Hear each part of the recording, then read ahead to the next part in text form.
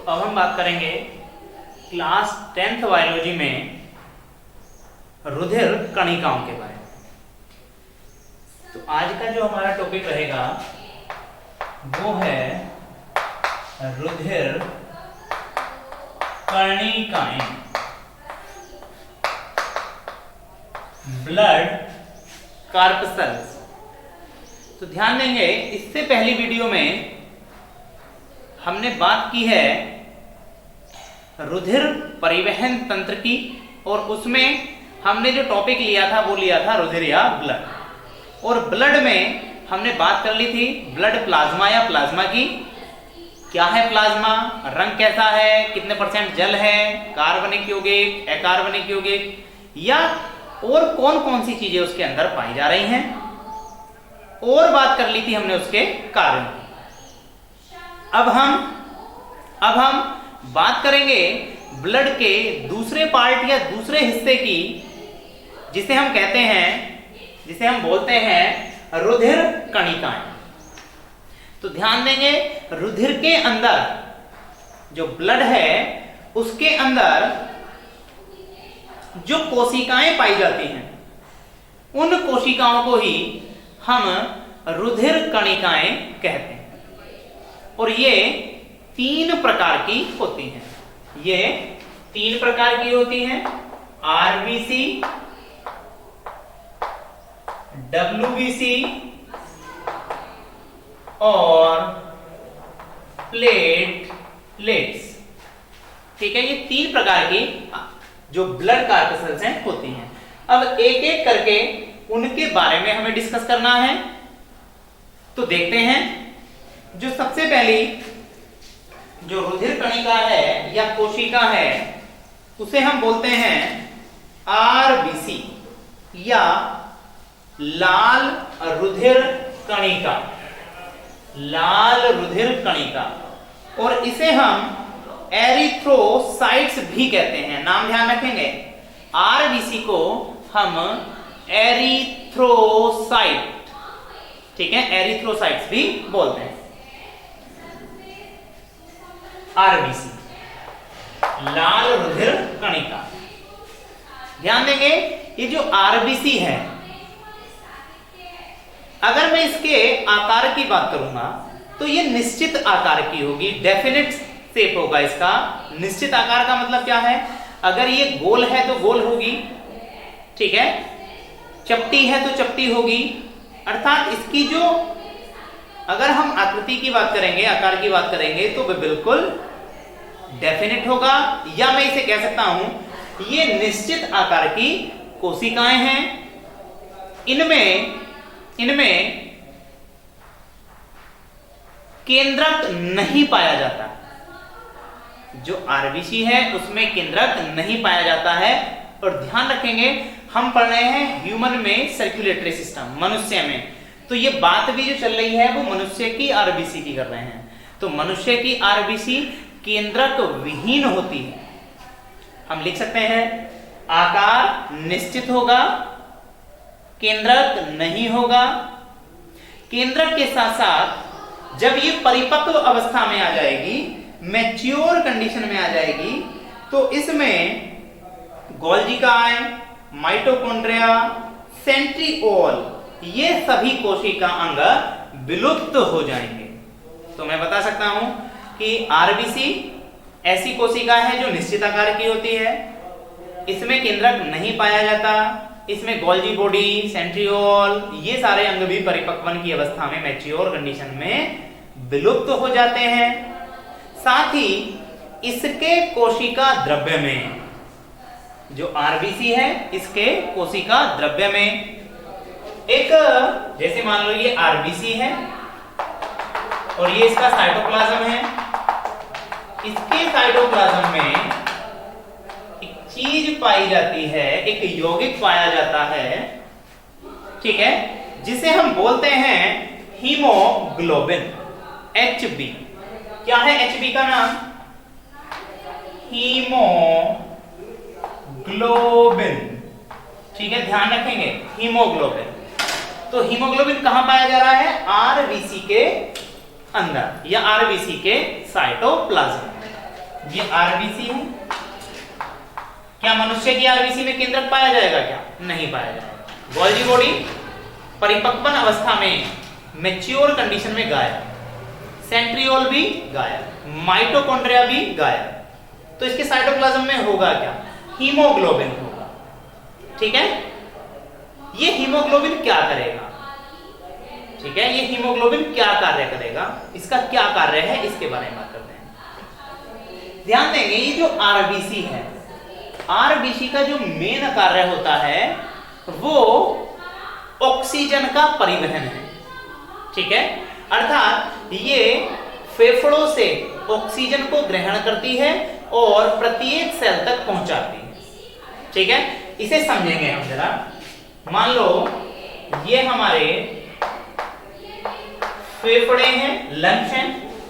ठीक है, फेफड़ों के बाहर या अंदर की ओर, मैं बाहर नहीं अंदर की ओर कहूंगा, तो फेफड़ों के अंदर, जैसे ये फेफड़ा है, फेफड़ा जो बना होगा वो इस प्रकार के एल्वियोलाई, वायु कूपिकाओं से मिलकर बना है। ये इस प्रकार की स्ट्रक्चर होंगी, कूपिका, इन्हें हम एल्वियोलाई बोलते हैं। और ये एल्वियोलाई फेफड़ों के अंदर पाई जाएंगी और इनका पिछला सिरा ये अंदर की ओर होगा और इस सिरे के पीछे भी ब्लड कैपिलरी या रुधिर केशिकाएं होंगी और इन रुधिर केशिकाओं में बहेगा ब्लड।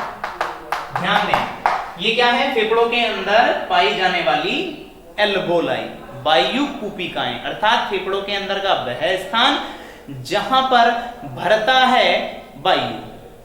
ठीक है, तो इनके अंदर वायु है। इस वायु में से केवल ऑक्सीजन कहां आ जाएगी? ब्लड में आ जाएगी। ठीक है, और ये ब्लड के साथ, और ये ब्लड के साथ पहुंच जाएगी इस कोशिका के अंदर। समझाने के लिए बता रहा हूं, एक रफ डायग्राम है ये केवल। ये O2 ब्लड में मिली और मिलने के बाद कहां आ गई है? किसी भी सेल के अंदर। ठीक है, तो बस हमें यही देखना है कि ये ब्लड ऑक्सीजन को अपने अंदर घोलकर कैसे प्रत्येक सेल तक पहुंचाता है, अर्थात ऑक्सीजन का ट्रांसपोर्ट कैसे करता है ब्लड। तो ध्यान देंगे, हमने ये पढ़ा है क्या? आरबीसी के अंदर क्या पाई जा रही है? हीमोग्लोबिन पाई जा रही है। ठीक है, तो ध्यान देंगे, जैसे ही फेफड़ों के पीछे या एल्वियोलाई के पीछे ब्लड पहुंचता है तो ब्लड में आरबीसी भी जाएगी, डब्ल्यूबीसी जाएगी, प्लेटलेट जाएंगे, प्लाज्मा जाएंगे, ये सारी चीजें जाएंगी। तो आरबीसी के अंदर जो हीमोग्लोबिन है वो हीमोग्लोबिन ऑक्सीजन से क्रिया कर लेता है, ऑक्सीजन को पकड़ लेता है और बना देता है ये ऑक्सी हीमोग्लोबिन। ठीक है, ऑक्सी हीमोग्लोबिन नामक एक कंपाउंड या यौगिक बना देता है। ठीक है, ऑक्सी हीमोग्लोबिन क्या है कि जब ऑक्सीजन को अपने साथ जोड़ लिया है किसने? हीमोग्लोबिन ने, या जब हीमोग्लोबिन ने क्रिया कर ली है, रिएक्शन कर ली है किसके साथ? ऑक्सीजन के, तो एक कंपाउंड बना है, एक यौगिक बना है जिसे हम बोलते हैं ऑक्सी हीमोग्लोबिन। ठीक है, और ये जो कंपाउंड है ये टेम्पररी है। ठीक है, ये टेम्पररी है या अस्थायी है।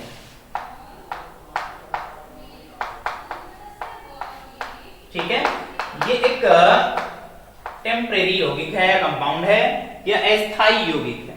अर्थात ये यौगिक, अब मैं इस देखते हैं, मैंने ये जो रिएक्शन लिखी है इसमें क्या लिखा है? जब हीमोग्लोबिन ऑक्सीजन से क्रिया करता है तो क्या बनाता है? Oxy haemoglobin.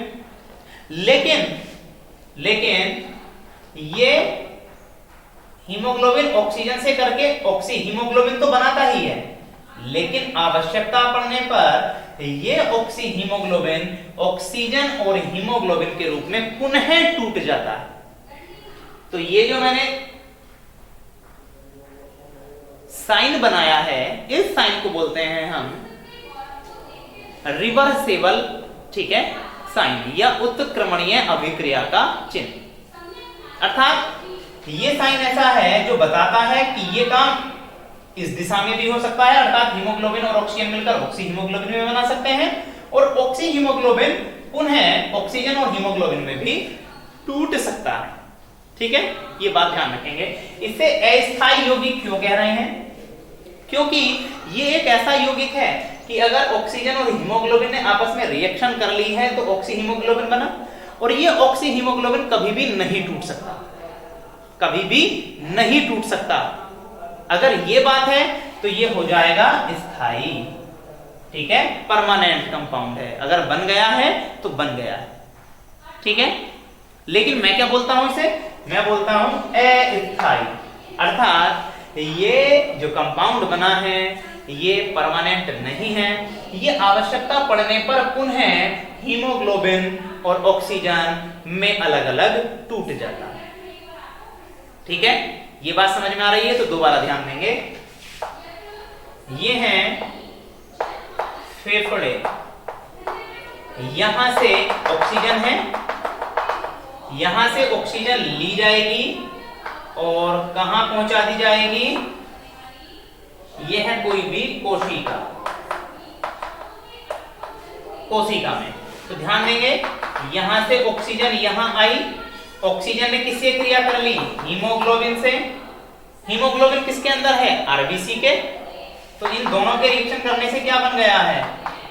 Oxy haemoglobin. और ये ऑक्सी हीमोग्लोबिन कहां गया है? इस सेल में।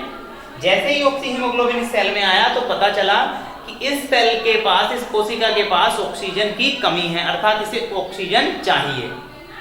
ठीक है, तो जैसे इस कोशिका को इसे पता चला ऑक्सीजन चाहिए, तो ये हीमोग्लोबिन जो ऑक्सी हीमोग्लोबिन है वो पुनः टूट जाएगा ऑक्सीजन और हीमोग्लोबिन में, और ये हीमोग्लोबिन फिर ब्लड से बहता हुआ आगे की ओर पहुंच जाएगा। कौन?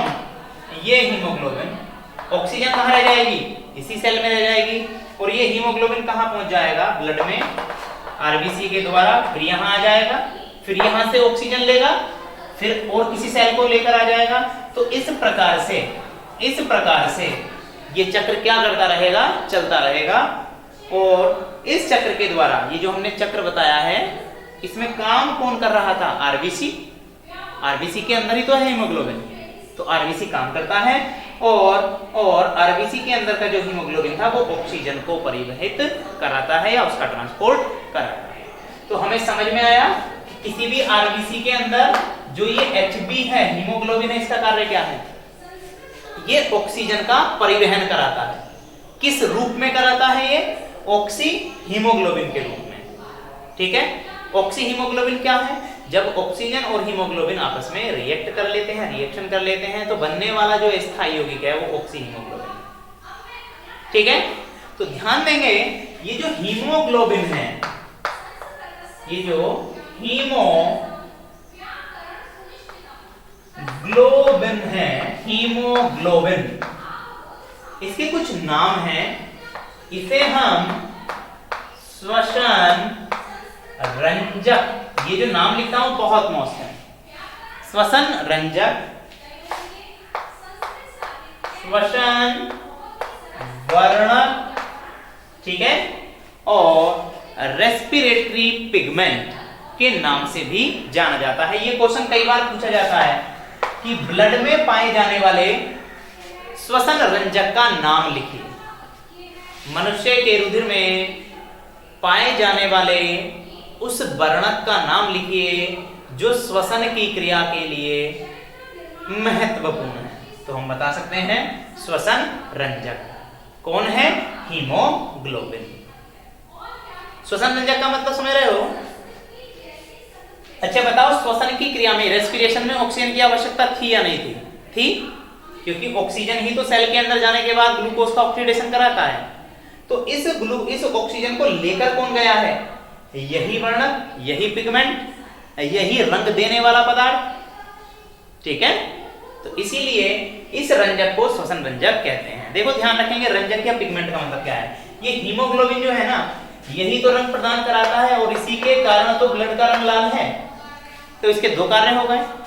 ये रंग दिलाने का भी कार्य करता है, अर्थात ये लाल रंग भी दिलाता है, और जो रंग देते हैं उन्हें हम बोलते हैं रंजक या वर्णक। वर्ण, वर्ण माने हैं रंग, ठीक है, वर्णक रंग देने वाला। क्लियर है?